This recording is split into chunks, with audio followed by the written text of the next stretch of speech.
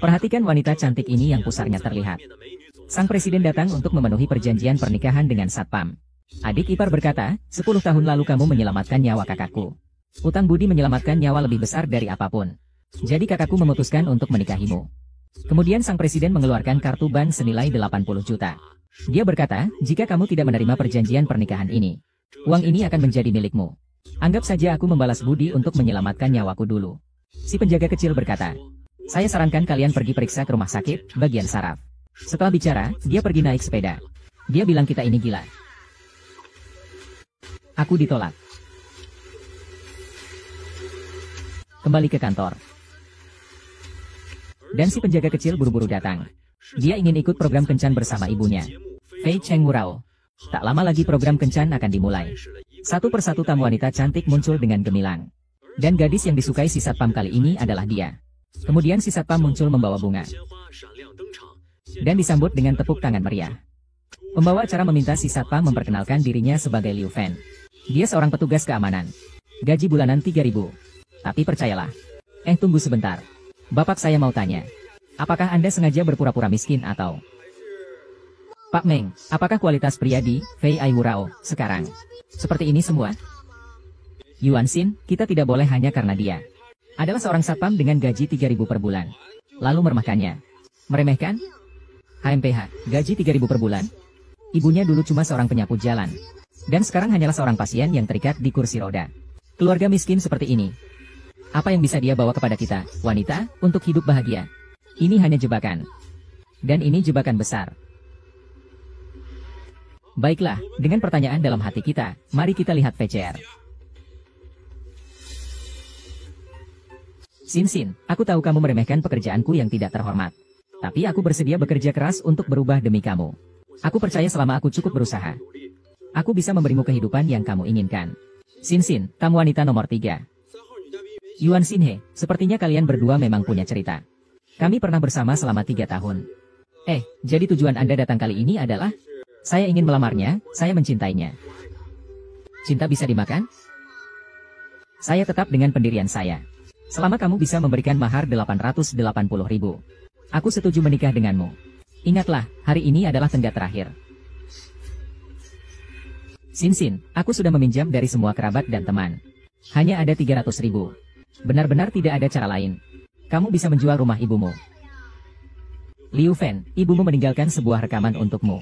Aku sarankan kamu mendengarkannya. Xiao Fan, saya akan pergi menjual rumah sekarang. Kamu bicaralah baik-baik dengan Xing Xing. Jangan mudah marah, ya. Ada masalah di pihak tuan dan tuan muda. Gaji bulanan 3.000. Ibunya dulu seorang penyapu jalan. Sekarang dia hanya seorang yang duduk di kursi roda penuh obat-obatan. Cucu kandung yang Cheng Yu. Ternyata ada yang meremehkan Tuan selama bertahun-tahun ini. Di bawah pimpinan Anda, grup Diansong telah menjadi konglomerat terbesar kedua di negara Changlong. Kesalahpahaman Tuan Muda sudah seharusnya diselesaikan. Dan Tuan Muda juga harus dipanggil kembali. Sudahlah, meskipun saya memperhatikannya selama 10 tahun. Namun saya tidak pernah membantunya. Hari ini adalah hari bahagia kita. Aku harus membantunya.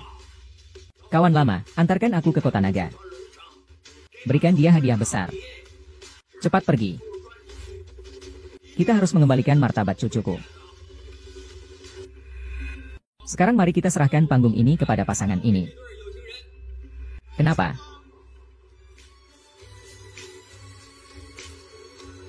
Sisi, menikahlah denganku. Aku akan selalu baik padamu seumur hidupku. Cincin berlian ini terlalu kecil. Gantilah dengan yang 1 karat. Ini yang kamu pilih sebelumnya. Di bawah 1 karat itu berlian pecahan. Tidak pantas buatku. Sekarang aku tidak suka lagi. Nanti saat kita menikah, aku akan memberimu yang lebih besar. Aku mau sekarang. Permintaan sesederhana ini saja kamu tidak bisa penuhi. Bagaimana aku bisa percaya bahwa kamu akan baik padaku seumur hidup? Sisi. Aku benar-benar sudah tidak punya uang lagi. Liu Hua, permintaan kakakku yang sederhana ini saja kamu tidak bisa penuhi. Inikah kemampuanmu? Apa alasanmu menikahi kakakku? Itu benar-benar cuma hayalan. Baik. Aku akan menelepon Mal sekarang. Minta mereka mengirim yang besar. Siapa kamu? Sialan. Cincin berlian 1 karat itu butuh jutaan. Kamu bisa beli? Kamu sudah menerima 880.000 untuk mahar. Tapi kami bahkan belum pernah melihat bayangannya. Tidak mungkin kami biarkan putri kami menikah denganmu. Bibi, saya akan berusaha untuk mengumpulkan sisa 580.000. Tolong beri saya sedikit waktu lagi. Bukankah ibumu sedang menjual rumahnya? Jika rumahnya sudah terjual, dan uangnya sudah ada, kamu masih punya waktu untuk melamar kakakku. Jadi ukuran cincin berlian hanya alasan. Selama tidak ada uang, kalian tidak akan setuju Sinsin menikah denganku. Benar kan? Iya. Selama kamu bisa membawa 880.000, meskipun tanpa cincin berlian, kakakku tetap akan menikah denganmu. Uang ada, angguk langsung. Sesederhana itu. Kami menikahkan anak perempuan, bukan menjual anak perempuan. Sampah. Miskin sampai tidak bisa menikah. Masih menyalahkan orang lain. Menikah bukanlah bantuan kemiskinan. Kamu masih berharap bisa dapat untung tanpa modal? Bahkan tidak bisa mengeluarkan ratusan ribu. Pantas seumur hidup jadi bujangan. Cepat turunlah. Jangan buang-buang waktu kami untuk kencan buta. Sin, semua syarat yang kamu ajukan sudah aku setujui. Aku ingin kamu sekarang. Kata-kata saja tidak ada buktinya. Asal kamu bisa mengeluarkan uang itu, kakakku pasti akan menikah denganmu. Liu Fen, orang tuaku sudah membesarkanku dengan susah payah. Di masyarakat seperti ini, 880.000 untuk menikahi seorang istri tidaklah banyak. Bagaimana kalau kamu telepon ibumu dan tanya? Mungkin rumahmu sudah terjual. Kamu juga tahu kondisi keluargaku. Ibuku masih sakit. Biaya operasi juga membutuhkan uang. Itu urusan keluargamu. Kenapa kamu membiarkan sahabatku menderita bersamamu? Dengan kondisimu itu, ibu masih mau mengobati? Bukankah itu membuang-buang uang? Ulangi sekali lagi. Liu Fen, apa yang kamu lakukan? Dia kan adik kandungku. Kamu tidak bisa sedikit mengalah? Awalnya kamu hanya meminta 300.000 sebagai uang mahar, Sisi. Kenapa sekarang jadi meminta 880.000? 500.000 adalah uang muka rumah. Sisanya 380.000, apa salahnya kalau saya beli mobil? Jadi kamu memaksa ibuku menjual rumah. Hanya untuk membelikannya mobil dan rumah. Adik laki-lakiku baru saja lulus kuliah. Punya rumah dan mobil adalah standar. Kamu itu, sebagai kakak iparnya, bukankah seharusnya kamu membantu adikku? Seharusnya begitu. Tapi kalau dia mau beli mobil dan rumah, seharusnya dia bekerja keras sendiri. Bukan menekan kami. Kamu ingin menikahi kakakku. Kamu harus menuruti aku. Putri yang aku besarkan akan menikah dengan keluargamu. Hanya biaya perawatan tahunan saja sudah lebih dari 880.000. Sekarang hanya satu kata. Jika kamu bisa membayar uang ini hari ini, besok kalian bisa mengadakan pernikahan. Jika kamu tidak bisa membayar uang ini, mulai sekarang, jangan terus-terusan menempel seperti lintah pada kakakku. Bahkan mengejarnya sampai ke tim produksi acara. Kamu benar-benar tak punya harga diri, Ui. Sujing. Kamu belum menjawabku. Tanpa 880.000 yuan, kamu akan menikah atau tidak? Tidak menikah. Aku tidak akan menikah.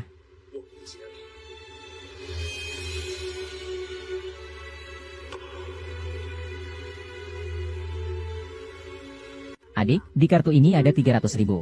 Kamu ambil dulu. 300.000. Yang aku minta adalah 880.000. Kamu pikir bisa menipu kami dengan 300.000? Tidak ada jalan, Bu. Ayo kita pergi. Jangan gegabah. Kamu dan Sing Sing sudah bersama selama bertahun-tahun. Jangan sampai putus hanya karena uang. Keluarga kami dulu tidak bisa mengumpulkan 300.000 untuk mahar. Bahkan operasi kamu pun tidak dilakukan. Kalau tidak, kamu tidak akan terpaksa menggunakan kursi roda sekarang. Sekarang malah naik jadi 880.000. Istri ini aku tidak mampu menikahinya. Liu Fen, maksudmu apa? Jadi, ibumu sakit dan cacat itu salahku? Aku tidak menyalahkanmu. Uang 300.000 untuk mahar itu sudah susah payah dikumpulkan. Kamu sendiri pengecut sampai uang untuk pengobatan ibumu saja tidak punya. Kamu masih mau kakakku bersama kamu dan menderita? Kalau tidak punya uang, buat apa memohon balikan? Buat apa melamar? Putriku sudah lama menendangmu. Kamu tidak menyadarinya? Ada uang. Rumahku sudah digadaikan ke agen. Tapi agen hanya berjanji akan memberi saya 300.000 dulu. Sisanya akan diberikan setelah rumah terjual. Bu, rumah itu tidak boleh dijual. Itu untuk pensiun Anda, diam. Kamu kan mempermainkanku.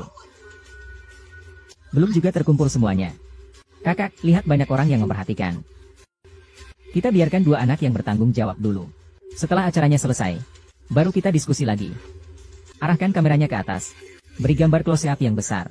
Jangan terlalu dekat denganku. Mungkin saja anak perempuanku bisa menemukan yang lebih baik di acara ini. Bisakah mahar ini dikurangi sedikit, Mbak? Bagaimana kalau totalnya 600.000? Mobil seharga 100.000 ini. Aku malu kalau harus mengendarainya. Kamu tidak perlu mengendarainya. Dasar miskin.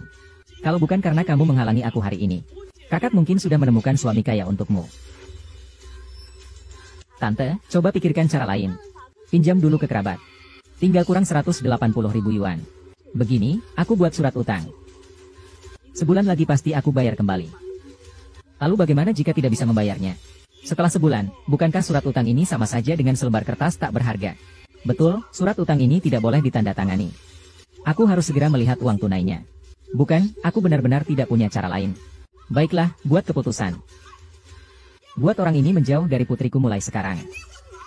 Baik, anggap saja aku buta. Kalau aku datang lagi untuk balikan denganmu, aku benar-benar bodoh. Liu Fen, kamu benar-benar punya nyali. Kalau berani, jangan pernah datang mencariku lagi. Aku akan melakukan apa yang aku katakan. Gaya hidup orang kaya yang kamu inginkan, aku tidak bisa memberikannya padamu. Xiao Bai, cepat minta maaf pada Xin Xin. Aku tidak salah, Ma. Wanita seperti dia tidak bisa saya nikahi. Pantas saja kamu akan jadi bujangan seumur hidup. Dasar tidak berguna, kamu tidak pantas untuk putriku. Adikku, tenangkan dirimu. Liu Fen itu tidak tahu apa-apa. Jangan ambil hati ucapan dia. Ibu, jangan bicara. Liu Fen, tenangkan dirimu. Jangan bikin masalah, oke? Liu Fen, uang mahar ini adalah ujian bagi hubungan kita. Sekarang tinggal kurang 180.000 yuan. Kamu menyerah. Apakah kamu adil padaku? Uang operasi ibuku. Uang dari penjualan rumah sudah kuberikan padamu. Harta keluarga sudah habis. Jadi, bagaimana caranya aku bisa membalasmu? Kalau begitu, coba kamu cari solusinya, oke? Aku akan menulis surat utang untuk kalian. Aku tanda tangan, 180.000. Dalam 10 hari aku akan memberikannya. Tidak, aku tidak setuju dengan surat utang. Hari ini kamu harus menyerahkan 880.000 untuk mas kawin. Kalau tidak, jika ada pria tampan di depan televisi yang bisa melakukannya, aku akan langsung menikah dengannya. Liu Fen, pikirkan baik-baik. Jangan sampai kau menghalangi anakku mencari pasangan lain. Kau kira dengan mengejar tim acara, kau bisa memaksa anakku secara moral? Yun 11, inikah sikapmu? Benar, bintang tamu wanita, ini tamu priamu. Sudah datang sampai ke lokasi acara. Itu sudah menunjukkan ketulusannya. Bagaimana kalau sisa 180.000 kita bicarakan setelah acara? Aku tidak setuju. 1 sen pun tidak boleh kurang. Sekarang tidak bisa disiapkan. Nanti harganya tidak sama lagi, Liu Fen. 88 juta sebagai mas kawin adalah ujian untukmu. Mantan pacarku memberikanku tas seharga beberapa juta. Aku bersamamu 3 tahun. Apa yang pernah kamu belikan untukku? Kamu hanya bisa mengajakku dan kakakku makan di kaki 5. Jadi kamu ingin menyerah pada hubungan 3 tahun kita, kan? Tanyakan saja kepada para wanita di sini. Siapa yang mau ikut kamu pulang dan hidup susah? Bukan berarti kami matre. Makanan kaki 5 bisa dimakan sesekali. Tapi itu cuma sebagai sesuatu yang baru. Hidup dengan 3.000 yuan sebulan. Aku tidak ingin mencobanya. Jangan mempermalukan diri di sini. Cepat pergi saja. Tampaknya kami dari tim produksi tidak bisa mengabulkan jodohmu kali ini. Bagaimana kalau kamu mencoba acara, beralih demi cinta? Acara itu ada di studio sebelah. Cobalah sekali lagi, bagaimana? Tidak perlu, jika dia tidak pergi bersamaku hari ini, maka hubungan kami berakhir di sini. Xin Xin, kamu anak baik. Ikutlah dengan kami.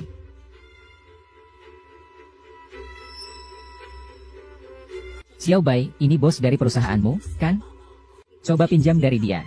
Ibu, rumah sudah dijual. Sekarang menyerah terlalu sayang. Para penonton. Ada perubahan.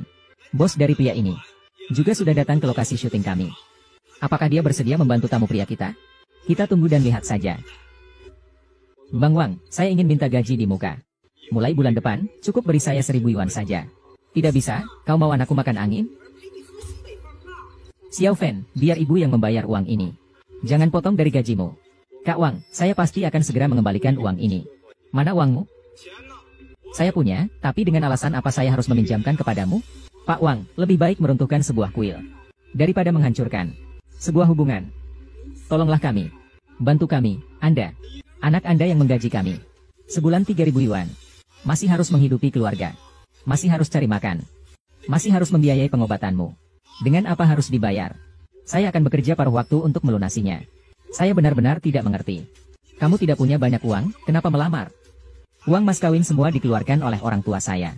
Kalau tidak, saya saja yang jadi pengantin pria. Kamu, apa maksudmu? Tidak mengerti bahasa manusia.